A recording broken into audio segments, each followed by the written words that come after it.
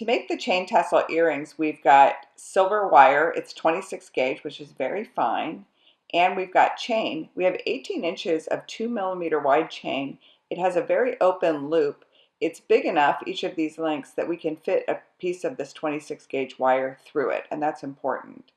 We have 2 silver beads. They have a little bit bigger hole than a regular bead so that we can fit 2 pieces of the wire through the hole in the bead. We have 2 silver earring wires. And then for tools, we're going to use our round nose pliers, and we're also going to use wire cutters, and we have a ruler. The first thing we want to do is cut the chain into 1-inch pieces. So what I'm going to do is lay the chain out on the ruler. And what I like to do is just pick a 1-inch section, like from the 5 to the 6, and pull the chain straight so that it's right at that 5 start, and then the finish is right at the 6. And it's laying all flat. And then take the wire cutters, and what I like to do is reach down from the top and just cut one of those lengths. That's how you cut chain into pieces. So by breaking that one length, now I have a 1-inch piece of chain. And then I'm just going to do that again.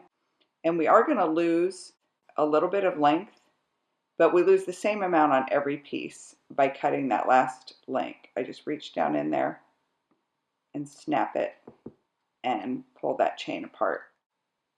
So you can see these are the little links that I've broken, but that's exactly how you cut chain. I cut the chain into 16 pieces. Each one is 1 inch long, and I have 8 of them here to make one of the earrings. So I've got my 8 little pieces of chain, and I cut a piece of the 26 gauge wire. It's about a 3 or 4 inch piece, and I'm just going to bend it into a little bit of a hairpin shape like that. And then what I want to do is I want to feed the last link of each piece of chain onto this little hairpin. So I'm just going to pick up each piece of chain and feed it on. And this is how we're going to make our tassel. And you could use a little bit bigger chain than this. What you don't want to do is get chain though that's so fine or small that you can't fit the wire through. So as long as you can fit the wire through the chain, you can try to make a tassel with it. If it's very fat wire, you might want to make the tassel longer so that it stays proportional. So here's our last link of our last piece, and they're all on our hairpin. And we're going to press that hairpin together tightly, and we're going to feed both of these wires up through this bead.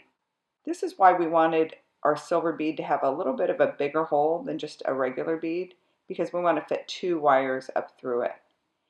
And we're going to press that bead down to where the chain pieces are. We don't want to leave a big airy gap there. So we want to really pull the bead down and pull the wires up so that the chain pieces are right up against the bead. I'm just going to pull those wires up one at a time. I'm going to push them into the bead.